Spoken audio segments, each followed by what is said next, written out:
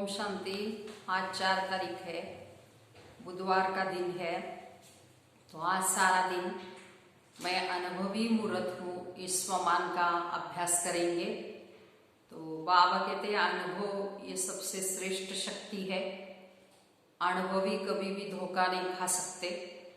तो हमको बाप के गुणों और शक्तियों का अनुभव करना है और औरों को भी अनुभूति करानी है।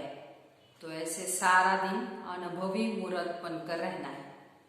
तो आज बाबा ने कहा है कि याद ये हमारी मुख्य सब्जेक्ट है। याद से ही आत्मा सच्चा सोना बनती है। तो ऐसे तुम्हें निरंतर याद में रहने का पुरुषार्थ करना है या सदैव याद की फांसी पर चढ़े रहना है, जिससे आत्मा सर्वगुणों से संपन्न 16 कला संपूर्ण सच्चा सोना बन जाएगी।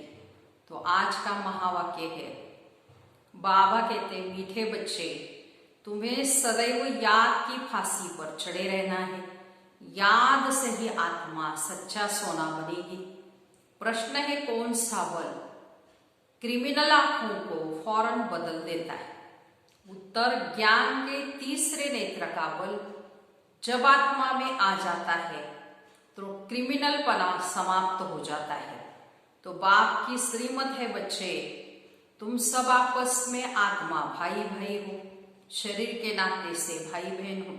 तो तुम्हारी आंखें कभी भी क्रिमिनल नहीं हो सकती। तो सदैव ज्ञान की मस्ती में रहो। वाह तकदीर वाह, हमें भगवान पढ़ाते हैं, ऐसे विचार करो तो मस्ती चढ़ी रहेगी। तो ऐसे ज्ञान के तीसरे नेत्र के बल से बाबा कहते हैं क्रिमिनल आंखों को हमको सिविल बनाना है और साथ साथ आत्मा भाई भाई की दृष्टि या बाबा कहते हैं भाई बहन की दृष्टि से भी आंखें कभी क्रिमिनल नहीं हो सकती। ओम शांति। मीठे मीठे रूहानी बच्चों प्रति रूहानी बाप समझा रहे हैं। बच्चे जानते हैं कि रूहानी बाप जो भी आत्मा ही है वो परफेक्ट है, उनमें कोई भी जंग माना कट नहीं लगा हुआ है। तो शिव बाबा कहेंगे मेरे में जंग है, बिल्कुल नहीं। तो इस दादा में तो पूरी जंग थी, इसमें बाप ने प्रवेश किया है तो मदद भी मिलती है। तो मूल बात है 5 विकारों के कारण आत्मा पर कट चढ़ने से वह इम्प्योर बन गई है। तो जो जितना जितना बाप को याद करेंगे उतना कट उतरती जाएगी। भक्ति मार्ग में भी कथा है, तो जन्म जन्मांतर सुनते आए हो। तो ये तो ये तो बात ही निराली है। तुमको अब ज्ञान सागर से ज्ञान मिल रहा है, तो तुम्हारी बुद्धि में एम ऑब्जेक्ट है और कोई सत्संगादि में एम ऑब्जेक्ट नहीं है। ईश्वर सर्वव्यापी कहे मेरी ग्लानि करते ड्रामा प्लान अनुसार मनुष्य ये नहीं समझते कि ये ड्रामा है। इसमें क्रिएटर डायरेक्टर भी ड्रामा के वश है। भल सर्वशक्तिमान बाप गाया जाता है, परंतु तुम जानते हो वो भी ड्रामा के पट्टे पर चल रहे हैं। तो बाबा जो खुद आकर बच्चों को समझाते कहते हैं मेरी आत्मा में अविनाशी पाठ नोंदा हुआ है, उस अनुसार मैं भी पढ़ाता हूँ। जो कुछ समझाता हूँ वो भी ड्रामा में नोंद है। तो अब तुमको इस पुरुषोत्तम संगम युग पर पुरुषोत्तम बनना है। भगवान वाच है ना, बाबा कहते तुम बच्चों को पुरुषार्थ कर ये लक्ष्मी नारायण बनना है। ऐसा और कोई मनुष्य कह न सके कि तुमको विश्व का मालिक बनना है। तो तुम जानते हो हम आए हैं विश्व का मालिक नर से नारायण बनने के लिए। तो भक्ति मार्ग में तो जन्म जन्मांतर कथाएं सुनते आए, समझ कुछ भी नहीं थी। तो अब तुम समझते हो कि बरोबर इन लक्ष्मी नारायण का राज्य स्वर्ग में था, अब नहीं है। त्रिमूर्ति के लिए भी बच्चों को समझाया है। ब्रह्मा द्वारा आदि सनातन देवी देवता धर्म की स्थापना होती है। सतयुग में एक धर्म था, एक वाह कहते सब कुछ एक होगा, और कोई धर्म नहीं थे। अभी वो धर्म नहीं है, फिर से स्थापन हो रही है। तो बाबा कहते कलप कलप संगम युग पर आकर तुम बच्चों को पढ़ाता हूँ। ये पाठशाला भी है, यहाँ बच्चों के कैरेक्टर भी सुधारने हैं, 5 विकारों को निकालना है। तुम ही देवताओं के आगे जाकर गाते थे कि आप सर्वगुण संपन्न और हम नीच पापी कपटी हैं। तो भारतवासी ही देवता थे। तो सतयुग में इन लक्ष्मी नारायण तो पूज्य थे, फिर कलयुगी पुजारी बने, अब फिर पूज्य बन रहे हैं। पूज्य सतो प्रधान आत्माएं थी, तो उनके शरीर भी सतो प्रधान थे। जैसी आत्मा वैसा जेवर, सोने में खाद मिलाई जाती है तो उनका भाव कितना कम होता जाता है। तो तुम्हारी भाव भी ऊंचा था, अभी कितना कम भाव हो गया है। तुम पूज्य थे, अब बाबा के पुजारी बने हो। अब जितना योग में रहेंगे उतना कट उतरेगी और बाप से लव होता जाएगा, तो खुशी भी होगी। बाबा साफ कहते हैं कि बच्चे 4 ट्रकों की सारे दिन में हम कितना समय याद करते हैं। याद की यात्रा, यह अक्षर बहुत राइट है। याद करते करते कट निकलते निकलते अंतमति सो गति हो जाएगी। वो तो पंडे लोग यात्रा पर जाते हैं, यहां तो आत्मा खुद यात्रा करती है। तो अपने परम धाम जाना है, क्योंकि ड्रामा का चक्र पूरा होता है। अपना बाबा कहते अब घर जाना है, ये भी तुम जानते हो। ये बहुत गंदी दुनिया है। परमात्मा को तो कोई जानते नहीं, और न जानने के कारण इसलिए कहा जाता है विनाश काल विपरीत बुद्धि विनशंति। तो उन्हों के लिए तो यह नरक ही स्वर्ग के समान है। उन्हों की बुद्धि में यह बातें बैठ न सके। तो तुम बच्चों को ये विचार सागर मंथन करने के लिए बहुत एकांत चाहिए। यहाँ तो एकांत बहुत अच्छी है, इसलिए मधुबन की महिमा है। तो बच्चों को बहुत खुशी होनी चाहिए। हम जीव आत्माओं को परमात्मा पढ़ा रहे, कल पहले भी ऐसे पढ़ाया था। कृष्ण की बात नहीं, वो तो छोटा बच्चा था। वो आत्मा, ये परमात्मा तो पहले नंबर की आत्मा श्री कृष्ण, सो फिर लास्ट नंबर में आ गई है, तो नाम भी अलग हो गया। तो बहुत जन्मों के अंत के जन्म में नाम तो और ही होगा ना। कहते तो है दादा लेखराज, ये भी बहुत जन्मों के अंत का नाम है। तो बाबा कहते मैं इसमें प्रवेश कर तुमको राजयोग सिखा रहा हूं। तो बाप किसमें तो आएंगे ना, शास्त्रों में ये बातें है नहीं। बाप तुम बच्चों को पढ़ाते हैं, तुम भी पढ़ते हो।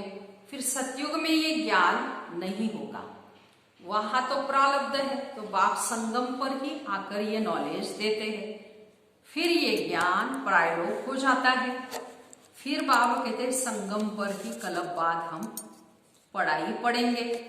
तो सुनाते हैं, फिर तुम पद पा लेते हो। ये टाइम की है बेहद बाप से बेहद वर्षा पाने का, इसलिए बच्चों को गफलत नहीं करनी चाहिए। मानव आखिर समय सबसे बड़ी शक्ति है। एक बार समय निकल गया तो हम कोई पुरुषार्थ नहीं कर सकते। तो ये संगम का समय है। कल्प बाद ड्रामा में बाबा कहते हैं अब ही कमाई करनी है, तो गफलत नहीं करनी। माया गफलत बहुत कराती है, फिर समझा जाता है उनकी तकदीर में नहीं है। बाप तो वो तदबीर कराते, तकदीर में कितना लेकिन फर्क पड़ जाता है। कोई पास कोई नापास हो जाता है। डबल सिरताज बनने के लिए बच्चों को पुरुषार्थ करना पड़े। नशा चाहिए बाबा के, बाबा हमको पढ़ा रहे हैं डबल सिरताज बनाने के लिए। तो बाबा गृहस्थ व्यवहार में भले रहो, लौकिक बाप का कर्जा भी बच्चों को उतारना है, लॉफुल चलना है। यहाँ तो सब बेकायदे हैं आजकल युग के अंदर। तो तुम जानते हो हम इतने ऊंच पवित्र थे, फिर गिरते आए, अब फिर पवित्र बनना है। तो प्रजापिता ब्रह्मा के बच्चे सब भी के हो, तो क्रिमिनल दृष्टि हो न सके, क्योंकि तुम भाई बहन ठहरे ना। ये बाप बच्चों को युक्ति बताते, तो तुम सब बाबा बाबा कहते रहते हो, तो भाई बहन हो गए। भगवान को सब बाबा कहते हैं ना, तो आत्मा ही कहती है हम शिव बाबा के बच्चे हैं। फिर शरीर में है तो भाई बहन है। फिर हमारी क्रिमिनल आय क्यों जाए? तो तुम बड़ी बड़ी समा में ये समझा सकते हो कि तुम सब आत्मा भाई भाई हो। फिर प्रजापिता ब्रह्मा द्वारा रचना रची गई, तो भाई बहन हो गए और कोई संबंध नहीं। तो हम सब एक बाप के बच्चे, एक बाप के बच्चे फिर विकार में कैसे जा सकते हैं? तो भाई भाई है तो भाई बहन भी है। तो बाप ने समझाया है कि ये आंखें बहुत ही धोखा देने वाली, आंखें ही अच्छी चीज देखती है तो दिल होती है खाए। अगर आंखें देखी ही नहीं तो तृष्णा भी नहीं उठेगी ना। तो इन क्रिमिनल आंखों को बदलना पड़ता है। भाई बहन विकार में नहीं जा सकते, वो दृष्टि निकल जानी चाहिए। ज्ञान के तीसरे नेत्र का बल चाहिए। आधा कल्प इन आंखों से काम किया। अब बाबा कहते हैं ये सारी कट निकले कैसे? हम आत्मा जो पवित्र थी उसमें कट लगी हुई है, तो जितना हो सके बाप को याद करेंगे उतना बाप से लव जुटेगा। पढ़ाई से नहीं, याद से लव जुटेगा। भारत का प्राचीन योग भी है जिससे आत्मा पवित्र बन के अपने धाम चली जाएगी। तो सब भाइयों को अपने बाप का परिचय देना है। सर्वव्यापी के ज्ञान से तो बिल्कुल गिर गए जोर से। तो अभी बाबा कहते ड्रामानुसार तुम्हारा पार्ट है, राजधानी अवश्य स्थापन होनी है। जितना कल पहले पुरुषार्थ किया था उतना जरूर करेंगे। तो तुम साक्षी होकर देखते रहो। ये प्रदर्शनी आदि तो बहुत देखते रहेंगे। तुम्हारी ईश्वरीय मिशन है, ये इनकॉर्पोरियल गॉड फादरली मिशन है।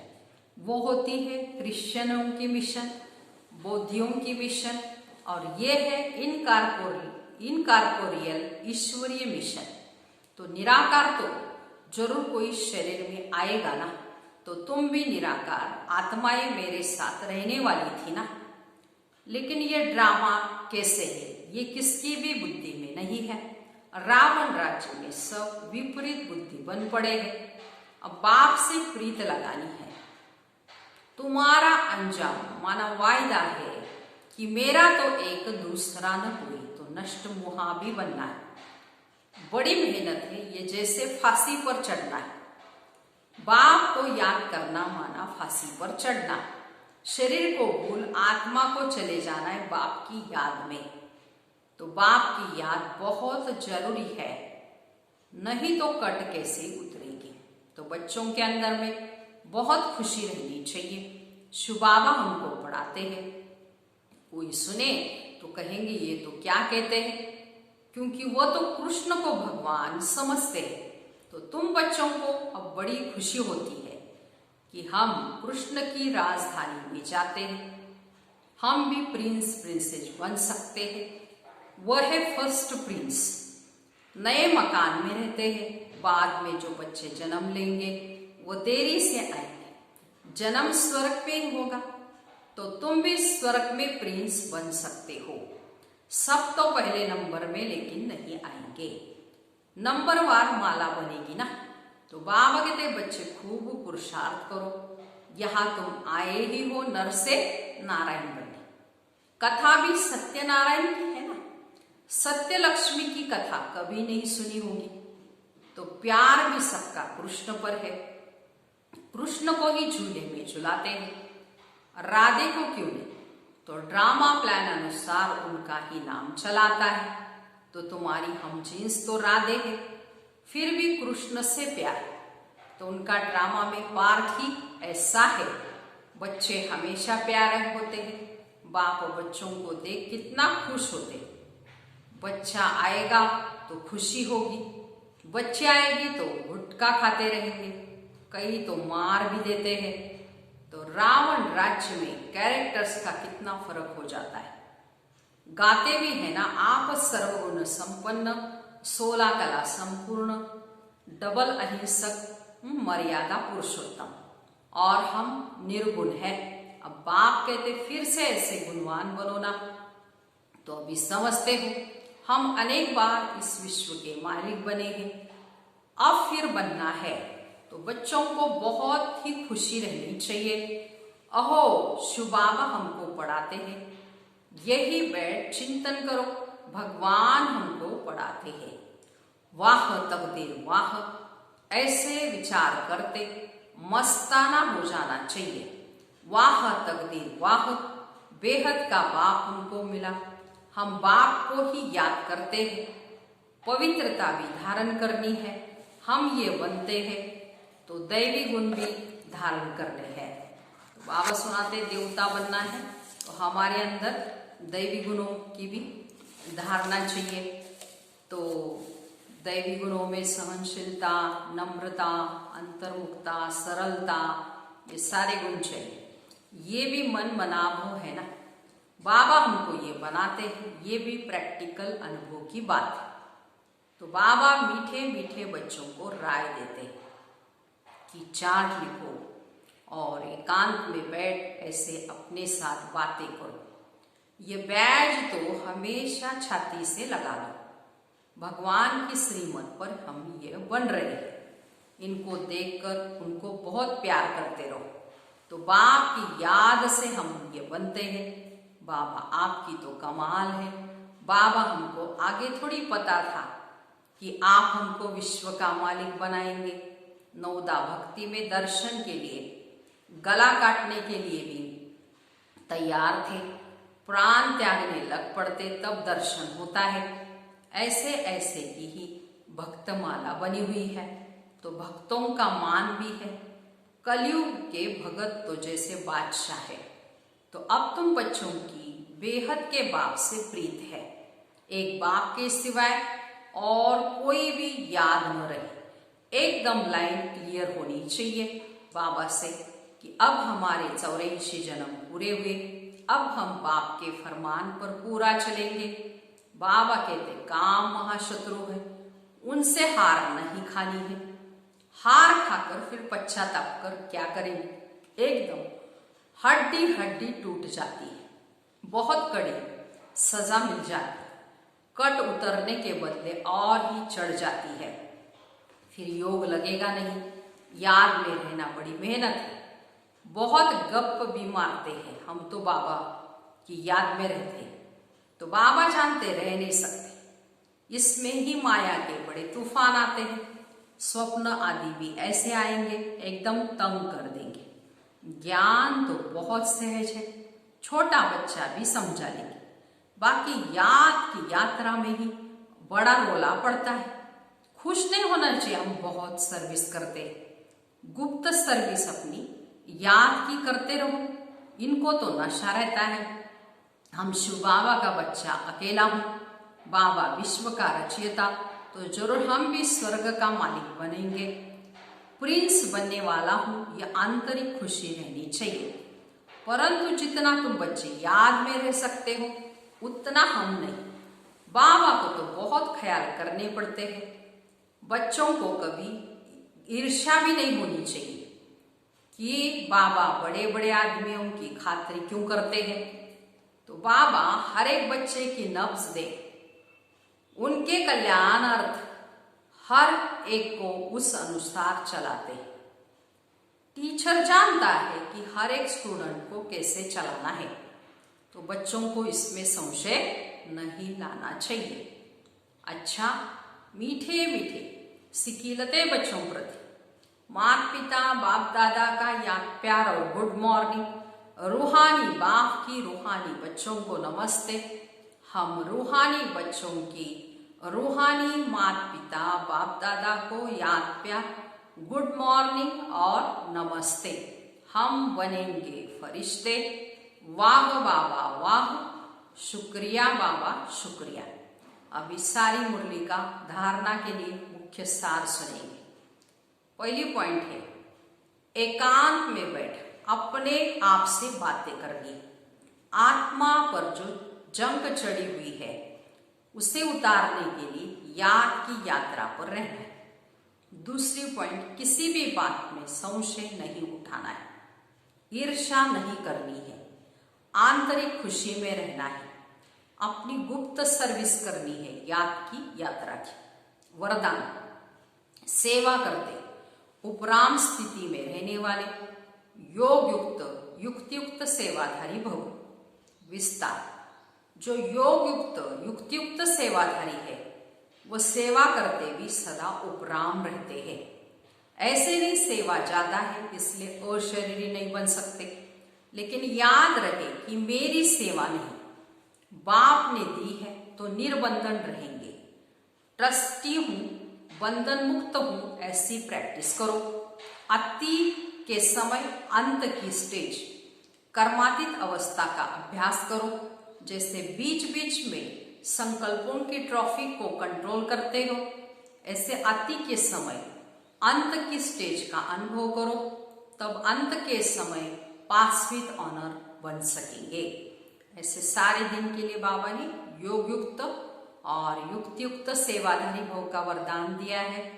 तो बाबा कहते हैं हमेशा उपराम स्थिति की बाबा कहते हैं अभ्यास करना है, योग युक्त और युक्तियुक्त रहते। ऐसे नहीं सेवा ज्यादा है इसलिए अशरीरी नहीं हो सकते। तो बाबा कहते सेवा बाप की है, हमको निर्बंधन बनना है, ट्रस्टी बनना है, मैं बंधन मुक्त हूँ, इसकी प्रैक्टिस करनी है। या बाबा कहते हैं अंत की स्टेज, अति के समय अंत की स्टेज का अनुभव करना है, वह है कर्मातीत स्थिति का। ऐसे बीच बीच में बाबा कहते संकल्पों की ट्रॉफिक को भी कंट्रोल करते जाओ तो पास विद ऑनर बनते जाएंगे और योग युक्त और युक्तियुक्त सेवाधारी भी बन सकेंगे। स्लोगन है शुभ भावना। शुभ भावना कारण को निवारण में परिवर्तन कर देती है।